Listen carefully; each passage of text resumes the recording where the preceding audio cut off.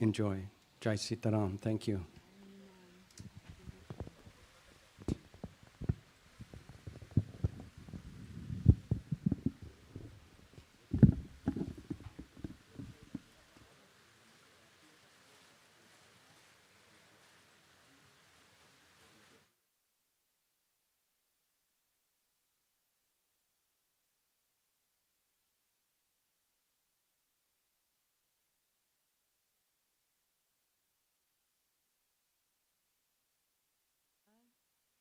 We tonight are reading in Ayodhya-khand.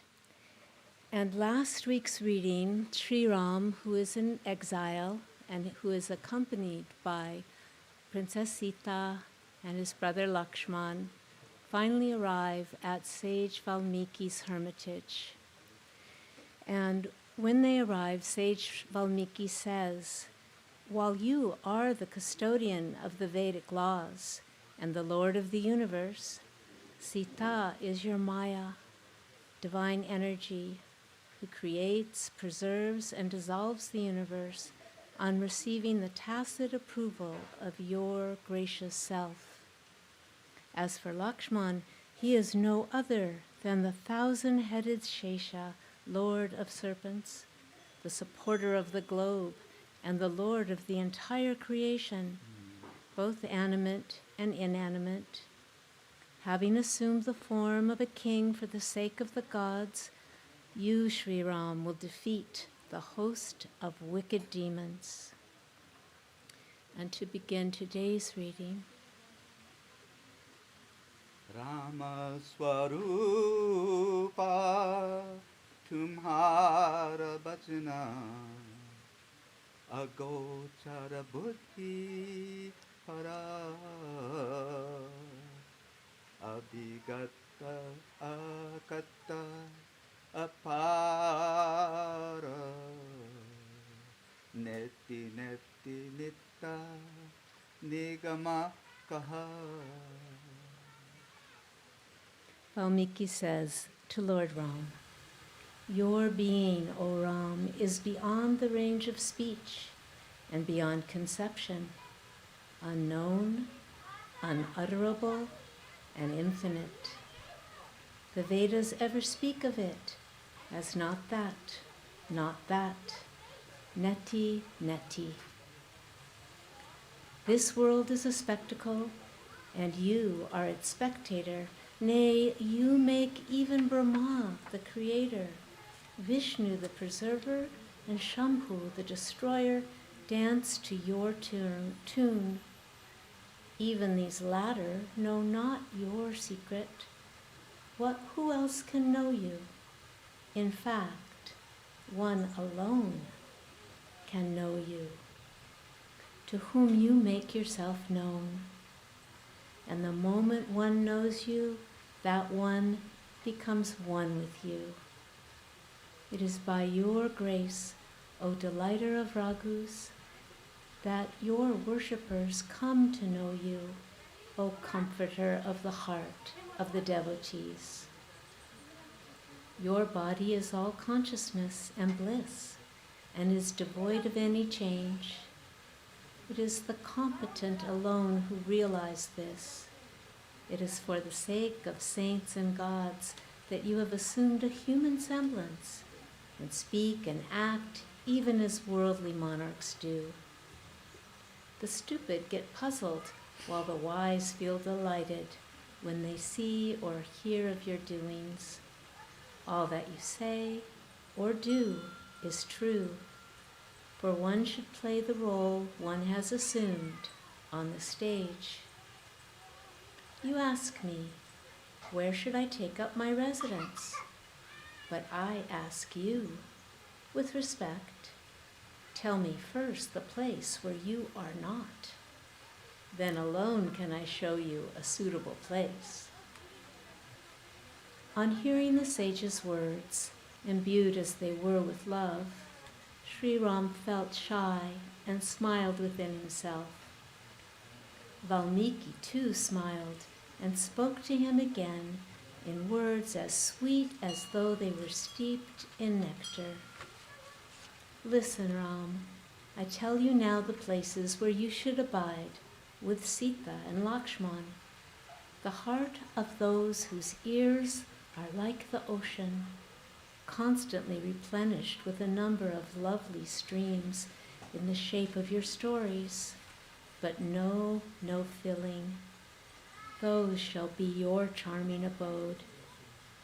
Just as the tree sparrow always longs to see the rain clouds, disdaining all big rivers, oceans, and lakes, and prefers only drops of rain clouds. Similarly, those whose eyes are always waiting for your beautiful vision, disdain all worldly comforts, and always look for a glimpse of your beauty in their hearts. That is a comfortable place for you to live, along with Lakshman and Sita. Nay, you should dwell in the heart of those whose swan-like tongue picks up pearls in the shape of your virtues in the holy Manasarava lake of your fame. Abide, O Ram, in the mind of those whose nose devoutly inhales every day the fragrance of sacred and lovely offerings in the shape of flowers and sandal paste made and offered to you. Those who eat only that which has been offered to you, put on clothes and ornaments first dedicated to you, whose heads bow down and lovingly look at your sight, whose hands adore you, who cherish in their heart faith in you and none else, and whose feet take them to holy places sacred to you. Again, those who are ever engaged in uttering Ram mantra, Om Ramaya Namaha, the king of all sacred mantras, and worship you along with all who love you. Those who offer water to the ancestors and pour oblations into the sacred fire in many ways, who feed the needy and bestow gifts on them, and who look upon their guru as greater than themselves and wait upon him with due honor and entire devotion, and who, having done all this, ask only one boon as their reward: let me have devotion to Sri Ram's feet. Enter that temple of their heart, both Sita and yourself. Those who have no lust, anger, arrogance, pride, or infatuation, are without greed, excitement, attraction, or aversion, and who are free from hypocrisy, fraud, and deceit, it is in their heart that you should abide, O Lord Ram. Again, those who are beloved of all and friendly to all, to whom joy and sorrow, applause and abuse are alike, and who scrupulously utter truthful and polite words. Those who are resigned to you, whether awake or asleep, and who have no support other than you. It is in their mind, O Lord Ram, that you should dwell. Again, those who look upon another's wife as their own mother, and to whom another's wealth is the deadliest of all poisons, who rejoice to see others' prosperity and are particularly saddened to see another's distress, and to whom, O Ram, you are dear as their own life. In their minds you will find a blessed abode. Know those to whom, my dear Ram, you are at once master and companion, father and mother, guru and everything else. It is in the temple of their mind that Sita and you two brothers should reside. Those who overlook others' faults and pick out their virtues and endure hardships for the sake of the holy know those who have established their reputation in the world as well versed in the laws of virtue. Their mind is your excellent abode. Again, one who attributes their virtues to you and holds themselves as responsible for their faults, who entirely depends on you and loves your devotees, it is in their heart that you should stay along with Sita, one who, renouncing caste and wealth, faith and glory, near and dear ones, happy home and everything else, cherishes you in their heart. You should take up your residence there, O Lord Ram. Again, one to whom heaven and hell and even freedom from birth and death are the same, inasmuch as they behold you armed with a bow and arrow here, there, and everywhere, and who is your servant in thought, word, and deed. Make their heart, O Ram, your permanent abode. Chahina chahiya kabahu kahchu tumha sanna sahajja sanehu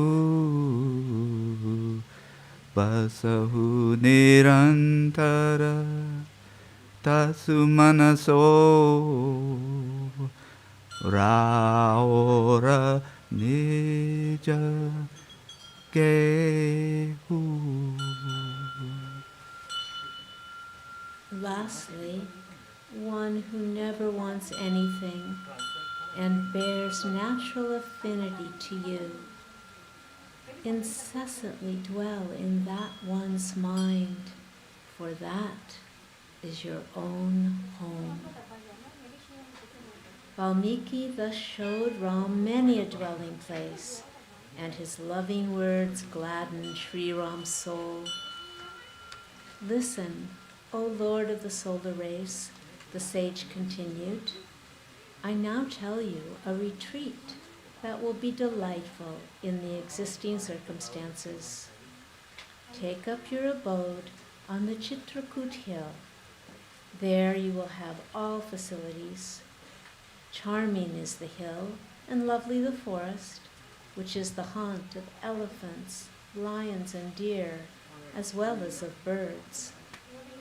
It has a holy river glorified in the Puranas, which was brought by the sage Atri's wife by dint of her austerities. It is a side stream of the Ganga and is known by the name of Mandakini, which is quick to destroy sins. Many great sages like Atri dwell there, practicing yoga and muttering sacred mantra and washing their bodies in austerity. Wend your way thither, Lord Ram, and reward the laborers of all, conferring dignity on this great mountain as well. The great sage Valmiki then described at length the infinite glory of Chitrakoot, and the two brothers proceeded with Sita and bathed in the sacred stream.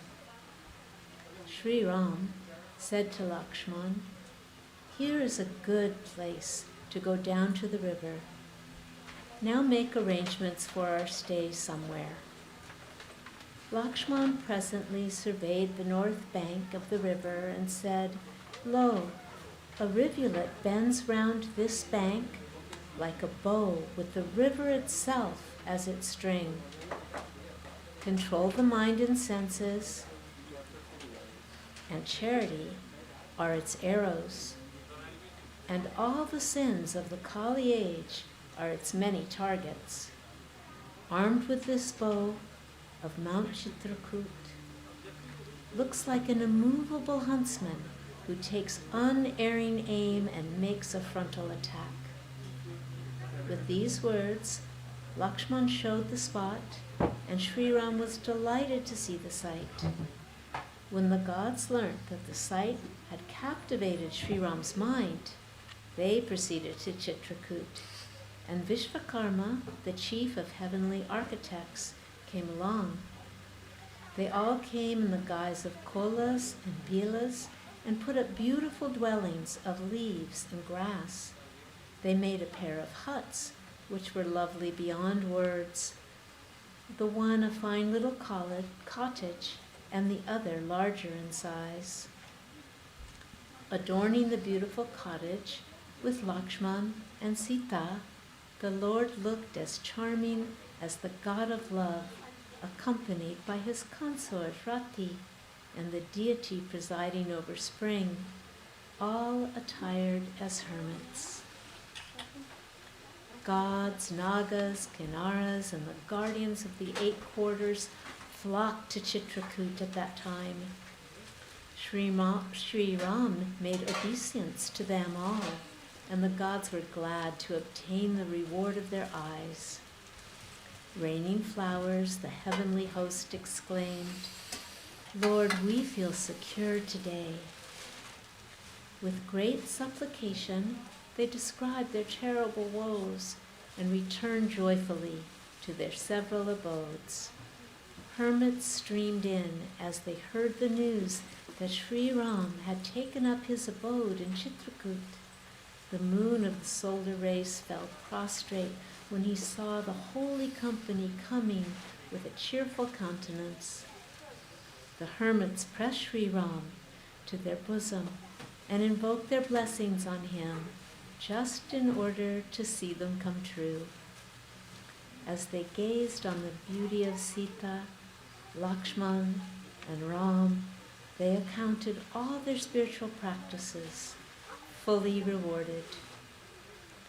After paying them due honors, the Lord dismissed the holy throng, and they practiced yoga dhyan, japa, and austerities, and performed sacrifices unmolested in their own sanctuaries. When the kolas and bilas got this news, they felt as delighted as though the 9 heavenly treasures of Kubera had found their way to their own house. With cups of leaves full of bulbs, roots, and fruits, they sallied forth as paupers to gather gold as spoils. Such of them as had already seen the 2 brothers were questioned about them by others who proceeded along the same road. Describing and hearing of Sri Ram's beauty, they all came and beheld the Lord of the Raghus. Placing their offerings before the Lord, they greeted him and regarded him with deep affection. They stood here and there as so many painted figures, thrilling all over with tears streaming down from their eyes. Sri Ram perceived that they were all overwhelmed with emotion, and addressing kind words to them, treated them all with honor, while they, in their turn, greeted the Lord again and again, and with joined palms spoke to him in polite terms. "Having seen your feet, O Lord, we all feel secure now. Our good luck is responsible for your visit to this place, O Lord of Ayodhya. Blessed is the land, forest, path, and hill where you have planted your foot, O my Lord. Fortunate are the birds and beasts of the forest, whose life has been crowned by your sight. And lucky are we all, along with our family, in that we have been able to feast our eyes on your beauty. You have chosen an excellent spot wherein to take up your abode. You will be comfortable here during all the seasons. We will render all sorts of services to you, keeping away elephants and lions, serpents and tigers. The dreary forest, hills, caves, and ravines have all been explored by us foot by foot, O Lord. We will take you for hunting to the different haunts of game, and will show you the lakes and the springs and the other reservoirs of water. We and our people are your servants. Therefore do not hesitate to command us, O Lord. The same gracious Lord whom Vedic texts fail to describe and the mind of hermits cannot reach, listen to the words of the Bilas even as a father listens to the words of his children. Love alone attracts Sri Ram. Let those who are curious take note of it. Sri Ram then gratified all the foresters by addressing to them gentle words, sweetened by love. Dismissed by him, they bowed their head to him and departed, and discussing the virtues of the Lord, they returned to their respective homes. In this way, Sita and the two brothers lived in the forest, delighting the gods and hermits. Ever since the Lord of Raghus came and took up his abode there, the forest became a fountain of blessings. Trees of various kinds blossomed and bore fruit, and lovely creepers that coiled about them formed an excellent canopy. They were all naturally beautiful, like the trees of heaven. It seemed as if the latter had abandoned the celestial groves and migrated to that spot. Strings of bees made an exceedingly sweet humming sound, and a delightful breeze breathed soft, cool, and fragrant. The blue jay, cuckoos, parrots, sparrows, and other birds delighted the ear and ravished the soul with their varied notes. Elephants, lions, monkeys, boars, and deer all played together, free from the enmity that they once had held. Herds of deer were enraptured when they beheld the beauty of Sri Ram roaming about in search of prey. All the forests of gods existing in the universe were filled with envy at the sight of Sri Ram's forest.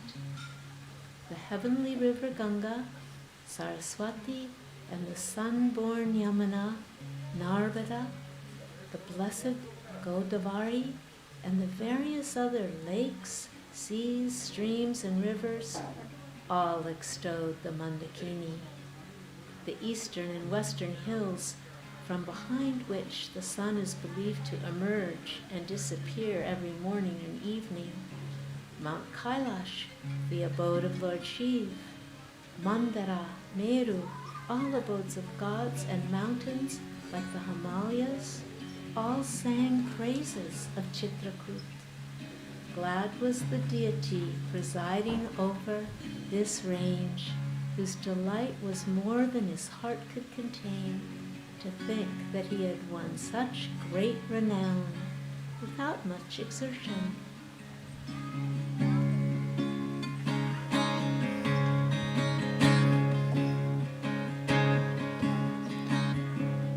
Every flower unfolds its beauty, and everyone in their own time.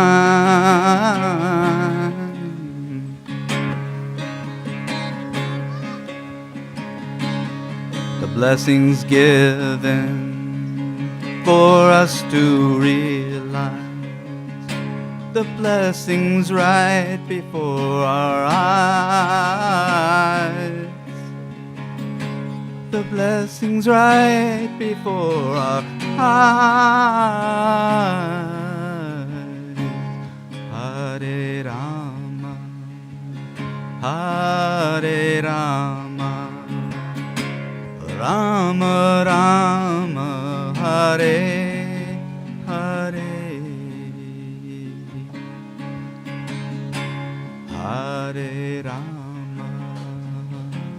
Hare Rama, Rama Rama, Hare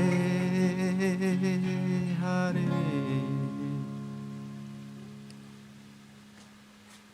Blessed and full of merit are all the birds and deer, creepers, trees, and the various species of herbage of Chitrakoot.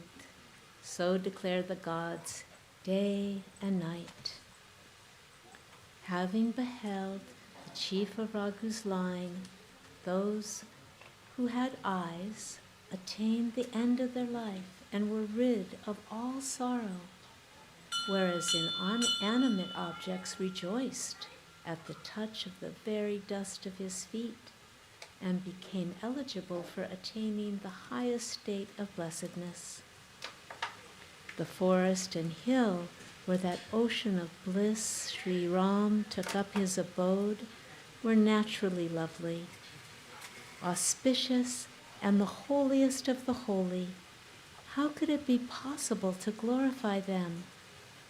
The exquisite beauty of the forest, where Sita, Lakshman, and Sri Ram came and settled, taking leave of the ocean of milk and bidding adieu to Ayodhya, could not be described even by 100,000 sheshas, each with 1,000 pairs of tongues. How then can I describe it at some length, any more than a tortoise living within a puddle can lift Mount Mandara? Lakshman waited upon Sri Ram in thought, word, and deed, with a kindness and devotion more than one could tell.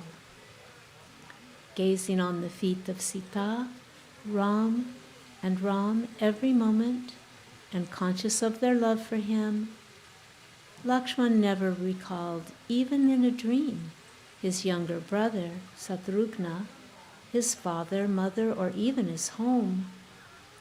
In Sri Ram's company, Sita lived a happy life, forgetting Ayodhya, her family, and her home, ever watching the moon-like face of her beloved Lord. She was extremely glad, like the young sparrow. Finding her Lord's affection grow from day to day, she remained happy as a bird. Her mind was so enamored of Sri Ram's feet that the forest appeared to her as dear as 1,000 Ayodhyas. Dear was the hut of leaves in the company of her most beloved Lord, while fawns and birds constituted her family. The holy hermits appeared to her as her own father-in-law and their spouses as her mother-in-law, while her diet, consisting of bulbs, roots, and fruits, tasted like ambrosia. Shared with her husband, even the lovely litter of leaves delighted her as hundreds of Cupid's own beds. Can the charm of sensuous enjoyments ever enchant her, whose very look confers the sovereignty of a sphere? Fixing their thoughts on Sri Ram, his devotees spurn the pleasure of sense as worth no more than a piece of straw.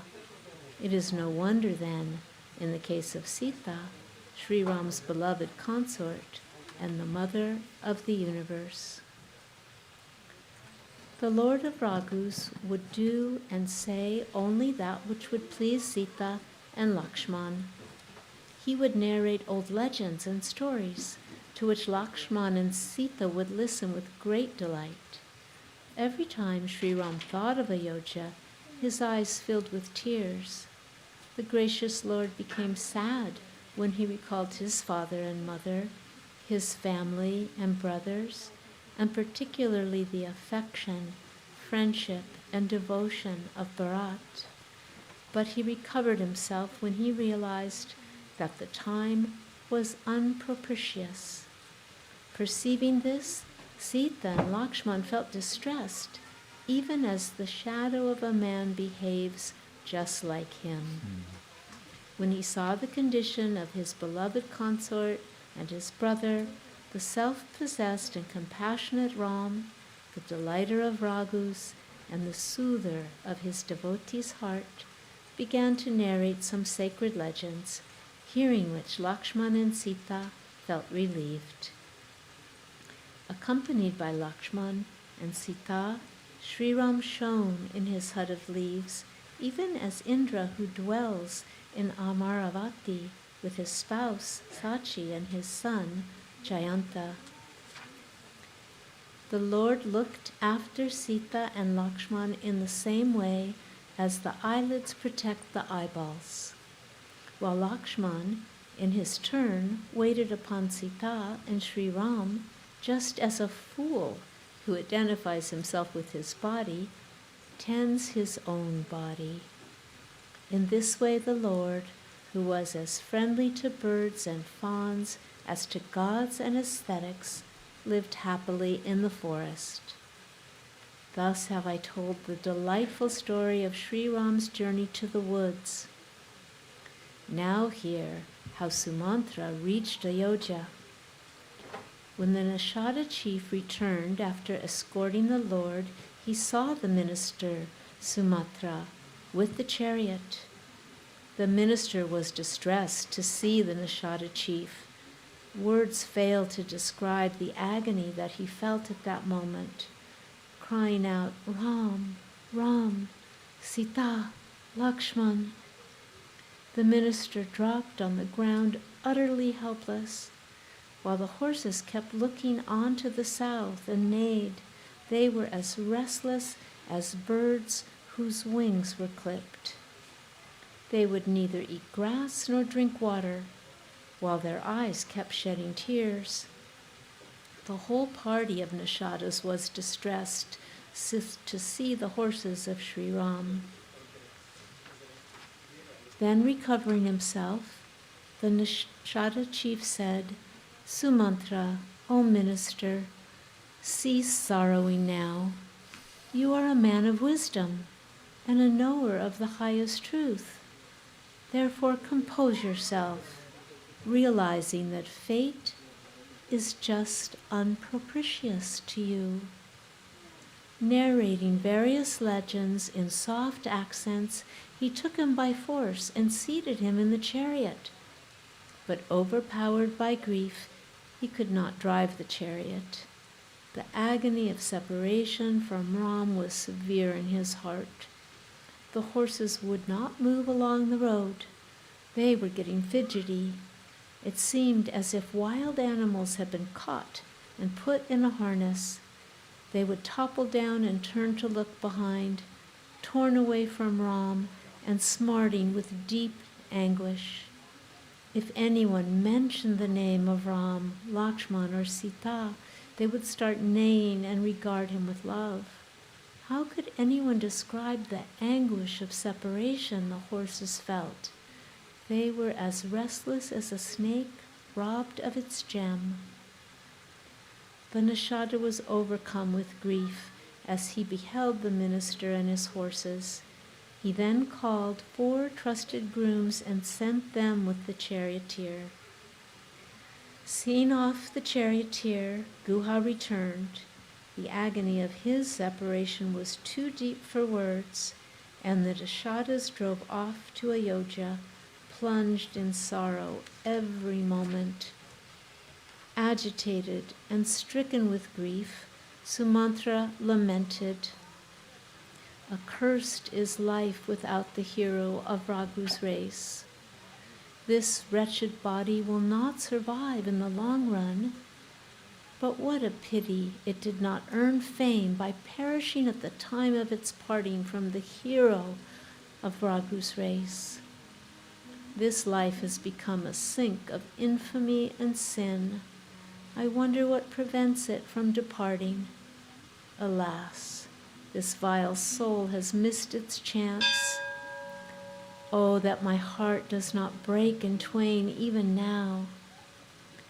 Wringing his hands and beating his head, he rued his lot like a miser who has lost his hoard of riches. It seemed as if, after assuming the role and posing as an eminent hero, a great warrior had taken to flight. The minister gave himself up to grief like a discreet Brahmin of noble descent, who, though well versed in the Vedas and esteemed by the virtuous, had been deluded into drinking. The minister felt agony in his heart. His eyes were full of tears and lacking in vision, his ears deaf, and his mind was agitated and confused. Nay, his lips were getting dry, and his tongue had cleaved to the palate. Yet his life breath did not depart, the term of exile serving as a door to prevent its departure from his heart. He had turned pale. Great was the despondency which preyed upon his mind as a result of the loss he had just suffered. He looked like a sinner mourning while on his way to the abode of death. Words failed him, and he lamented within himself, "What shall I see on reaching Ayodhya? Whoever shall find the chariot devoid of Ram will shun my sight and feel so much pain." Sri Rama, sanctify me. You were the sun, shining clear and bright. You were the perfect child of our belief.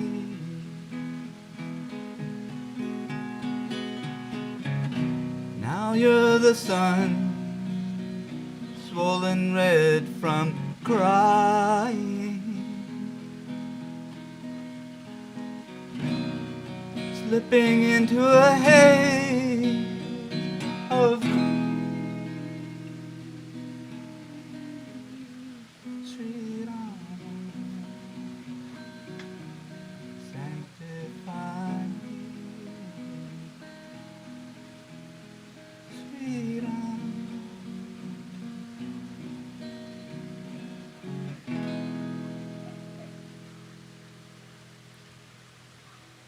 Sumatra thought, when the agitated citizens run to make inquiries of me, I shall answer them all with a heavy load on my heart. When all the helpless and afflicted mothers question me, good God, what shall I say to them? When Lakshman's mother Sumitra puts questions to me, what glad tidings shall I convey to her? And when Ram's mother, Kaushalya, comes running like a cow that has recently borne a calf and has her thoughts fixed on it, the only answer I can make to her questions will be, Ram, Lakshman, and Sita have left for the woods. Whosoever questions me must be answered. This is the treat I shall have on reaching Ayodhya. Again, when the king, who is oppressed by grief and whose life hangs on Ram, puts questions to me, with what face shall I tell him in reply that having safely escorted the princes, I have come back? The moment he hears the news of Lakshman, Sita, and Ram, the king will drop his body like a piece of straw. The swampy ground of my heart did not crack, even though the moisture in the shape of my most beloved Ram has left. From this I conclude that in this very frame, God has endowed me with a body fit for suffering. When Sumatra was thus lamenting on the way, his chariot presently reached the bank of the Tamasa river. He politely dismissed the Nishadas, who fell at his feet and returned with heart-stricken grief. The minister hesitated to enter the city as if he had murdered his own guru or butchered a cow. He passed the day sitting under a tree and found his opportunity only when it was dusk. He entered Ayodhya in the dark and slunk into the palace, leaving the chariot at the gate. All who heard the news flocked to the entrance of the royal palace to see the chariot. When they recognized the chariot and found the horses restless, with their body wasting away as hail in the sun, the citizens, both men and women, were sore distressed, as fish when the water runs short.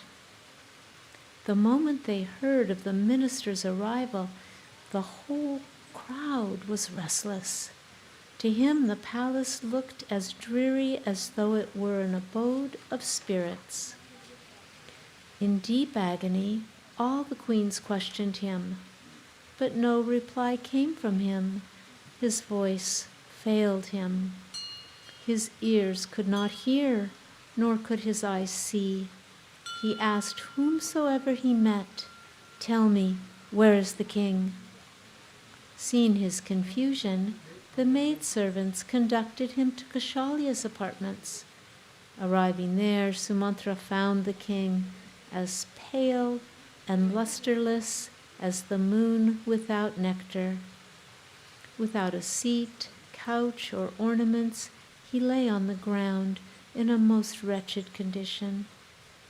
Heaving a sigh, he lamented, even as Yayati, when he had fallen from the abode of the gods. With his heart bursting with grief every moment, he looked like Sampati, who had dropped from the heavens on account of his wings having been singed. That great lover of Ram cried, "Ram, Ram," and again, "Ram, Lakshman, Sita." The minister, on seeing the king, exclaimed some salutary words, "Jaya Jiva," and made obeisance to the king by falling prostrate on the ground. The moment he heard this, the king rose in bewilderment and said, "Tell me, Sumantra, where is Ram?" The king pressed Sumantra to his bosom as if a drowning man had laid hold of some support. Seating him affectionately by his side, and with his eyes full of tears, the king asked him, "Tell me of Ram's welfare, O loving friend. Where are Ram, Lakshman, and Sita? Have you brought them back? Or have they left for the woods?" At these words, tears rushed to the minister's eyes. Overwhelmed with grief, the king asked again, "Tell me the news about Sita, Ram, and Lakshman." Recalling again and again Sri Ram's beauty, virtues, friendliness, and temperament, the king sorrowed within himself. Proclaiming my intention to install him as king, I exiled him to the woods. But the news neither delighted his soul nor grieved it. But my life did not depart, even though I had to play such a difficult role and be separated from such a son. Who can be as great a sinner as I?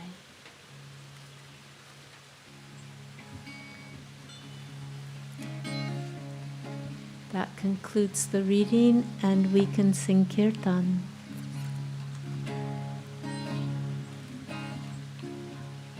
Rama Japa, Rama Japa, Rama Japa, Hare. Rama Japa, Rama Japa, Rama Japa, Hare. Rama Japa, Rama Japa, Rama Japa, Hare.